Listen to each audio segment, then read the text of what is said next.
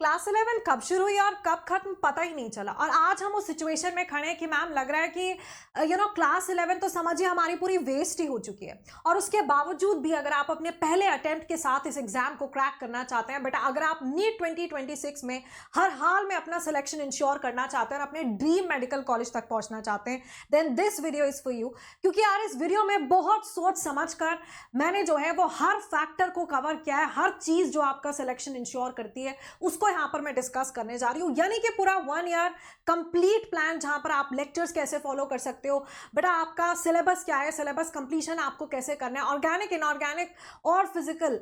क्योंकि अगर पर्टिकुलरली हम केमिस्ट्री की बात करते हैं तो आपको पता है हमारे पास ये 3 डिफरेंट सेक्शन ऑफ केमिस्ट्री आ जाते हैं। तो आपको कहां कहां पर कौन से चीजों पर ध्यान देना है, कितने प्रीवियस ईयर क्वेश्चन आपने करना है, कौन सी बुक्स को फॉलो करना है, कहां कौन से मॉड्यूल्स को फॉलो करना है, टेस्ट सीरीज की शुरुआत कब करनी है, रिवीजन कैसे करना होता है, रिवीजन की शुरुआत कब करनी है, आइडियली आपका सिलेबस कब तक कंप्लीट हो जाना चाहिए, everything has been covered in this video, so make sure कि आप वीडियो को बिल्कुल एंड तक फॉलो करें। ऑल्सो अगर आप बिल्कुल पक्के नीट 2026 एस्पिरेंट है कि मैम हर हाल में करके दिखाना है, then make sure that you have showered all your love on this video, यानी कि you have hit the like button। देखो यार, सबसे पहले तो मैं आपको बता दूं कि अगर पर्टिकुलरली मैं केमिस्ट्री की बात करती हूँ, है ना, तो बेटा केमिस्ट्री के अंदर आपके पास ऑर्गेनिक इनऑर्गेनिक फिजिकल है। और अगर आप एग्जाम में देखेंगे तो हाईएस्ट वेटेज रहने वाला है ऑर्गेनिक केमिस्ट्री का, मतलब सबसे ज्यादा क्वेश्चंस पूछे जाएंगे ऑर्गेनिक से, फिर आएगा यार इनऑर्गेनिक, फिर आएगा फिजिकल केमिस्ट्री, और फिर हमारे पास आता है इनऑर्गेनिक केमिस्ट्री। सो ये आपका ऑर्डर रहने वाला है वेटेज का, यानी कि सबसे ज्यादा नंबर ऑफ क्वेश्चंस कहां से पूछे जाने वाले हैं, ऑर्गेनिक केमिस्ट्री से। ठीक है, क्योंकि अभी 2024 के दौरान एनएमसी ने पूरा सिलेबस रिवाइज किया था और उसके बाद अभी हाईएस्ट वेटेज आपको ऑर्गेनिक केमिस्ट्री का रहता है।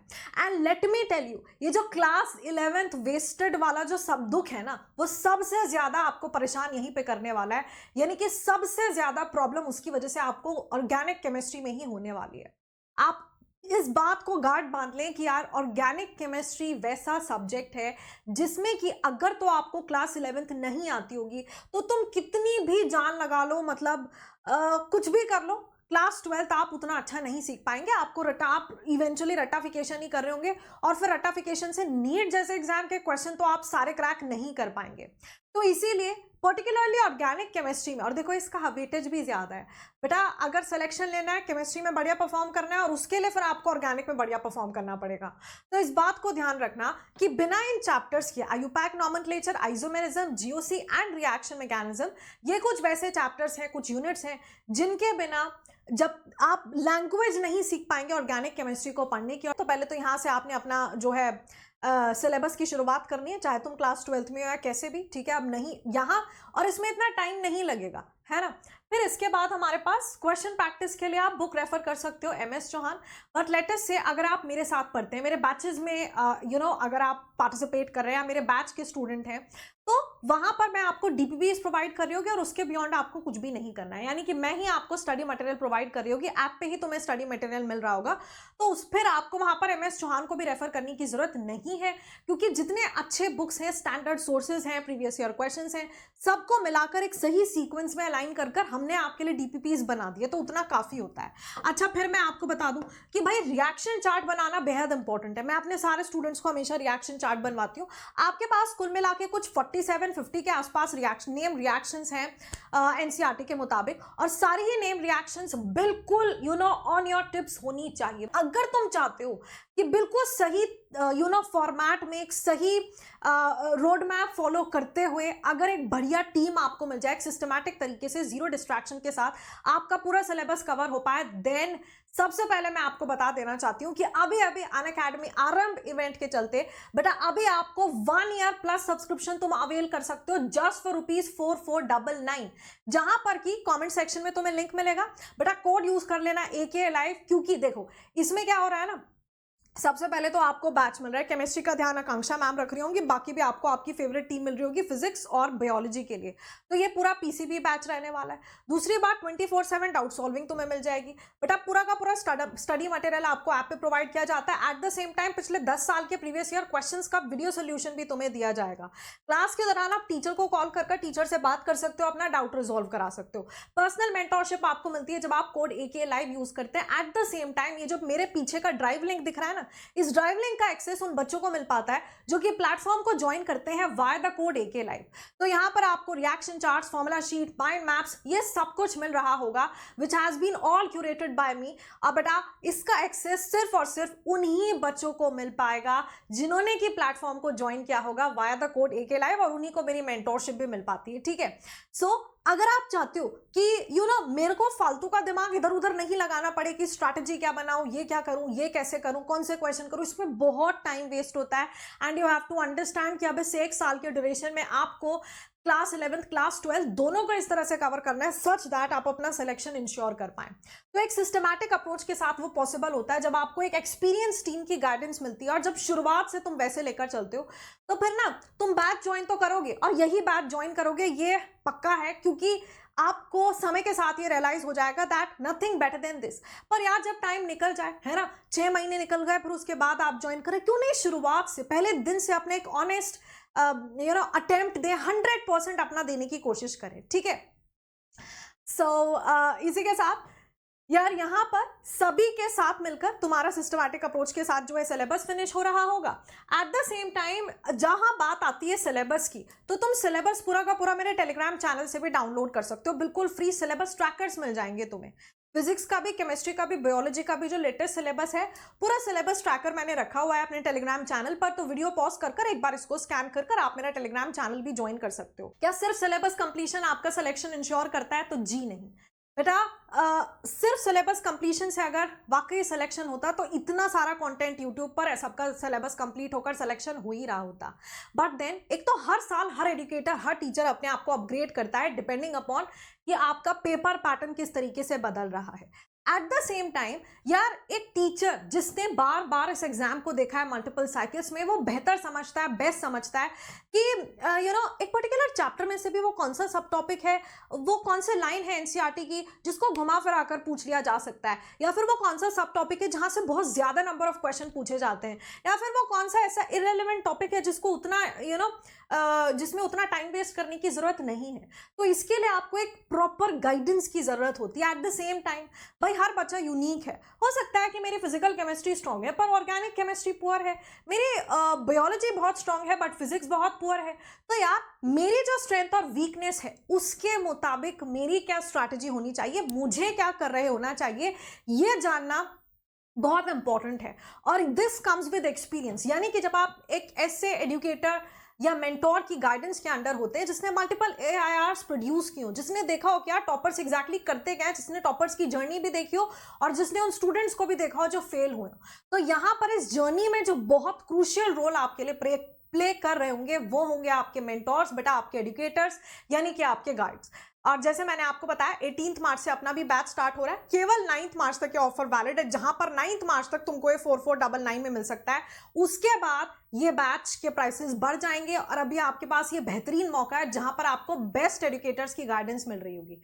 ठीक है, अच्छा जैसे कि हमने ऑर्गेनिक केमिस्ट्री के बारे में डिस्कस किया, नेक्स्ट अगर हम बात करते हैं फिजिकल केमिस्ट्री की, फिजिकल केमिस्ट्री काफी हद तक ना वैसा ही सब्जेक्ट है जैसे कि आपका फिजिक्स। तो यहाँ पर नो डाउट काफी न्यूमेरिकल्स पूछे जाएंगे, तो आपको फॉर्मूलाज का पूरा आइडिया होना चाहिए, मैथमेटिकल टूल्स आपको आने चाहिए, जैसे कि लॉग एंटी लॉग को कैसे सॉल्व किया जाता है, यूनिट कन्वर्जन्स का आपको आइडिया होना चाहिए।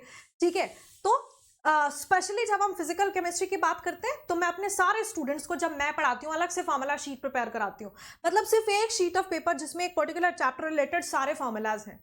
तो पहले हमने डिटेल मैनर में चैप्टर को समझा सीखा, इसी यूट्यूब चैनल पर 2025 के लिए मैंने सारे टॉपिक्स ऑलमोस्ट कवर किए हैं। तो तुम कोई भी टॉपिक का नाम लिखकर बाय आकांक्षा कर्णवाल मैम 2025 वाला सेशन लेटेस्ट देख लेना, और फिर कमेंट सेक्शन में भी जाना और देखना कि आपके जो सीनियर्स हैं, है ना, कि उनका क्या ओपिनियन है और कैसे फिजिकल केमिस्ट्री कितने मजे से हमने कवर की है। और जब एक बार तुम्हारे पास फॉर्मूला शीट रेडी हो जाती है तो फिर फिजिकल में ना एक्चुअली और कुछ होता नहीं, आपने कॉन्सेप्ट बिल्ड किया, सारे फॉर्मूलाज एक बार रिवाइज कर लिया, बस चैप्टर खत्म है उतने में। न्यूमेरिकल प्रैक्टिस आपको नो डाउट यहाँ पर करनी पड़ेगी क्योंकि फिजिकल से इसमें कोई दौरा नहीं है कि न्यूमेरिकल्स का प्रोपोर्शन थोड़ा ज्यादा रहता है। फिर एनसीईआरटी इन टेक्स्ट और एग्जाम्पलर क्वेश्चंस आपको पहले से कर चलने हर चैप्टर के लिए। और डीपीपीज जैसे मैंने आपको कहा वो डेली प्रैक्टिस प्रॉब्लम सेट होते हैं जो आपके टीचर्स, जब आप एक बैच में होते हैं तो आपके टीचर्स आपको वो प्रोवाइड करते हैं वो मॉड्यूल। तो अगर तुम उसको फॉलो कर ले रहे हो ना तो बेटा आपको कोई स्टैंडर्ड बुक की जरूरत नहीं है। ऐसे तो एनके अवस्थी बहुत अच्छी बुक है फिजिकल केमिस्ट्री के, पर उसके सारे क्वेश्चंस एक नीट एस्पिरेंट के लिए नहीं है। और अगर तो आप वैसा कर रहे होंगे तो आप बहुत सारा अपना टाइम वेस्ट कर रहे होंगे। तो आपके डीपीपी में जितने अच्छे अच्छे सोर्सेस हैं, जितने अच्छे बुक्स हैं, सही सीक्वेंस में, सही फॉर्मेट में हमने आपके लिए वो क्वेश्चन सारे रख दिए हैं।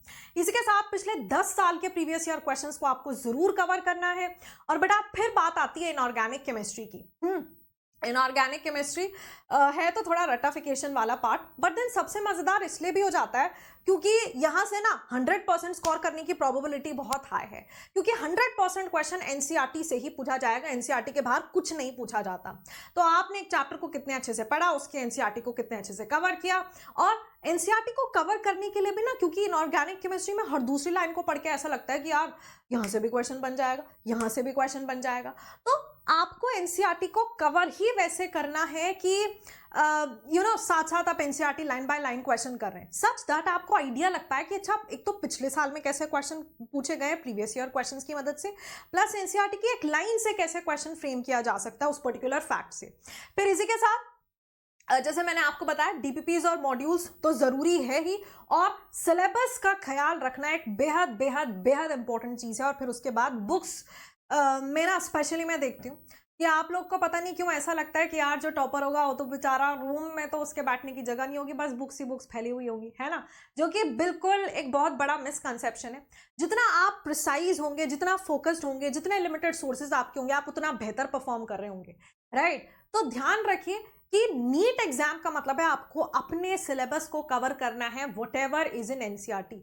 और जब तुम एक अच्छे बैच को ज्वाइन करते हो, एक अच्छे टीचर को फॉलो करते हो, तो तुम्हें दूसरा कोई बुक की एक्चुअली जरूरत होती ही नहीं है। तो मैं आपको बता दूं, आपके पास सिर्फ और सिर्फ क्या होनी चाहिए, एनसीईआरटी की हार्ड कॉपी होनी चाहिए। दूसरा बेटा आपके पास 15 साल के प्रीवियस ईयर क्वेश्चंस होने चाहिए, तो 15 इयर्स प्रीवियस पीवाईक्यू तुम्हारे पास होने की मतलब बुक होनी चाहिए, जहां पर डिटेल्ड मैनर में आपका सॉल्यूशन है हर एक उसके लिए। फिर इसी के साथ साथ आपके पास क्या होनी चाहिए, एनसीईआरटी एग्जाम्पलर आपके पास होनी चाहिए, ठीक है, एनसीईआरटी एग्जाम्पलर आपके पास होनी चाहिए। और NCERT at your finger tips एक अच्छा बुक है, तो ये भी आप ले सकते हो, NCERT at your finger tips. बस इसके बियॉन्ड और कुछ भी आपको लेने की जरूरत पड़ती नहीं है। बाद में जब एग्जाम थोड़ा पास आता है, एग्जाम के कुछ 4-5 महीने बचते हैं, तब आप एक टेस्ट सीरीज में, एक बढ़िया टेस्ट सीरीज में भी इन्वेस्ट कर सकते हो। But that is all. शुरुआत में बस आपको इतने रिसोर्सेज की जरूरत पड़ती है, नहीं कि मैंने ऑर्गेनिक के लिए एमएस चौहान खरीद लिया, फिजिकल के लिए मैंने एनके अवस्थी खरीद लिया, नहीं, उससे कोई फायदा आपका नहीं होने वाला है, ठीक है। रादर आप डिस्ट्रैक्ट हो रहे होंगे, तो डिस्ट्रैक्ट नहीं करना है खुद को, सोर्सेज को बिल्कुल प्रिसाइज और लिमिटेड रखना है और उन पर ही फोकस करते जाना है। इसी के साथ जहां बात आती है डिस्ट्रैक्शंस की, देखो आपको भी अपनी जर्नी से इस बात का एहसास होगा, जैसे क्लास 11 जब शुरू हुई थी तो आपके अंदर जोश काफी हाई होगा, है ना, कि भाई दुनिया हिला देंगे, ऐसे कर देंगे, वैसे कर देंगे, क्लास 11th है, इतनी इंपॉर्टेंट क्लास है, पूरी जान लगाएंगे। लेकिन ये मोटिवेशन कुछ शुरुआती दिनों का रहता है और फिर कहीं ना कहीं हम डिस्ट्रैक्ट हो जाते हैं, चाहे वो पीयर प्रेशर के अंडर आकर, चाहे पर्सनल लाइफ में कुछ चल रहा है, चाहे फैमिली रिलेटेड कुछ भी है, या इन जनरल हम ऐसा लेथार्जिक और डीमोटिवेटेड फील करते हैं, हमारा कोई विजन या प्लान नहीं होता, हम ओवर कॉन्फिडेंट कई बार होते हैं कि देख लेंगे, कर लेंगे, हो जाएंगे, बाद में सीरियस। वजह चाहे जो भी हो उसको लिस्ट डाउन कीजिए। और पता है कभी कभी ये समझने का कि एग्जैक्टली हमें क्या चीज डिस्ट्रैक्ट कर रही है, एक बहुत अच्छा तरीका है कि आप एक सुबह उठो, जो भी आप करते जा रहे हो, है ना, बस उसको लिखते जाओ कि मैंने इतने बजे से इतने बजे तक ये किया। खाली बैठे तो वो भी लिख लो, खाली बैठकर आपने एग्जैक्टली किसी चीज के बारे में सोचा, या जो भी किया आपने, कितनी देर लेट्स से फोन यूज किया, फोन पे बात की, किससे की। अगर एक बारी आप पूरे दिन का अपनी एक्टिविटी एक जगह लिस्ट डाउन भी कर देंगे ना, तो भी आप उसको नेक्स्ट डे जब खुद एनालाइज करेंगे, आपको खुद समझ आ जाएगा कि मैंने फालतू टाइम कहाँ पे वेस्ट किया है, या फिर किस वजह से मैं डिस्ट्रैक्टेड हूं, राइट। सो अपने उस पैटर्न को पहचानिए जो कि आपको डिस्ट्रैक्ट कर रहा है, and you have to make sure कि आप जो है डिस्ट्रैक्शन से परे हैं। क्योंकि मैं आपको वापस बता दूं यार कि देखो शुरू शुरू में बहुत सारा जोश, बहुत सारी एनर्जी, ये सब सही है ना, डॉक्टर बनने के लिए you have to be passionate. But बेटा सिर्फ जोश जुनून काफी नहीं है डॉक्टर बनने के लिए, आपको कंसिस्टेंट रहना पड़ता है, सिंसियर रहना पड़ता है, डेडिकेटेड रहना पड़ता है। कितना भी कितनी भी बड़ी डिस्ट्रैक्शन आ जाए, कितना भी डिमोटिवेशन हो, कुछ भी हो, आपको स्टिल उस जर्नी में सिर्फ आगे बढ़ते जाना है और हर दिन आपको अपना 100% देना होता है। रिवीजन, आप सोच रहे होंगे मैम अभी तो तैयारी शुरू करेंगे हम, पहले से ही रिवीजन। जी हाँ, पहले से ही रिवीजन। सबसे बड़ी गलती ही स्टूडेंट्स की होती है कि आपको लगता है कि रिवीजन एक एंड प्रोसेस है, जबकि रिवीजन एक साइमल्टेनियस प्रोसेस है। अगर तुम्हें लगता है पूरी क्लास 11th कर कर फिर क्लास 11th रिवाइज करेंगे तो कभी नहीं हो पाएगा। तो आपको क्या करना होता है ना, कुछ चैप्टर के सेट्स बना लो कि मेरे ये 2-3 चैप्टर जब हो जाएंगे तो मैंने साथ में रिवाइज करूंगा, या सेट भी छोड़ो, एक चैप्टर हुआ फिर उसको आज कंप्लीट कर लिया, कल फिर से रिवाइज करो, 2 दिन बाद फिर से रिवाइज करो, 4 दिन बाद फिर से रिवाइज करो। तो एक साइकिल सेट कर लो और वापस बार बार एक पर्टिकुलर चैप्टर को देखते रहिए। उससे क्या होता है कि जितनी बार आप एक चैप्टर को रिवाइज करते हो ना, एक तो उतने अच्छे से आपको चीजें ध्यान रहती हैं, राइट, प्लस उतना ज्यादा कम टाइम लगता है फिर एग्जाम टाइम पर उस चैप्टर को रिवाइज करने में। आप इतने ज्यादा अच्छे लेवल ऑफ एफिशिएंसी पर पहुंच चुके होते हैं कि बस कुछ ही समय में आपका आधे घंटे 45 मिनट्स और 1 घंटे के अंदर अंदर एक बड़ा सा चैप्टर रिवाइज भी हो जाता है, क्योंकि आपने इतनी बार कर लिया है। ठीक है, सो रिवीजन, ध्यान रखिए कि साइमल्टेनियसली रिवीजन पर फोकस करते चलना है। तो बेटा यहां पर मैंने वो हर फैक्टर कवर कर दिया है जो कि आपको आपके ड्रीम मेडिकल कॉलेज की सीट दिला सकता है। अब बाकी सब कुछ आपके ऊपर है ना। एक बात मैं जरूर कहूंगी कि देखो यार, इस जर्नी में अगर आप हमारे साथ जुड़ते हैं, हम आपको अपना 100% दे रहे होंगे। वी विल मेक श्योर कि वो हर चीज जो आपको सिलेक्शन दिलाती है वो आपको मिल रहा है। But then what eventually matters is कि आप कितना डेडिकेटेड हैं, आप कितना ऑनेस्ट एफर्ट करने के लिए तैयार हो। At the same time do you believe in yourself. बहुत सारे बच्चे सोचते हैं यार 20-25 लाख बच्चों के बीच का कंपटीशन होता है, मैं कैसे कर पाऊंगा, कहां कर पाऊंगा, इतनी लिमिटेड सीट्स हैं। अगर आपने पहले से ही ऐसा सोच लिया फिर तो डेफिनेटली नहीं हो पाएगा। आपको खुद को बताना पड़ता है that yes I can do it, I will do it because I have it all what it takes to crack this exam and मैं वैसे भी तैयार हूं अपना 110% देने के लिए। अगर आपने अपने अंदर ये ठान लिया कि yes I will do it, yes I can do it, तो बस आधी जंग तो वहीं जीत ली जाती है। ठीक है, on that note I would like to hear from all my NEET 2026 aspirants। और भी अगर आप कुछ जानना चाहते हैं विद रिस्पेक्ट टू केमिस्ट्री का सिलेबस, अगर आप चाहते हैं कि मैं एक पूरा डिटेल्ड प्लान तुम्हारे साथ शेयर कर दूं, तो जरूर मुझे बताइएगा in the comment section. Guys that was all, thank you so much and see you with some other session. Good luck and take care.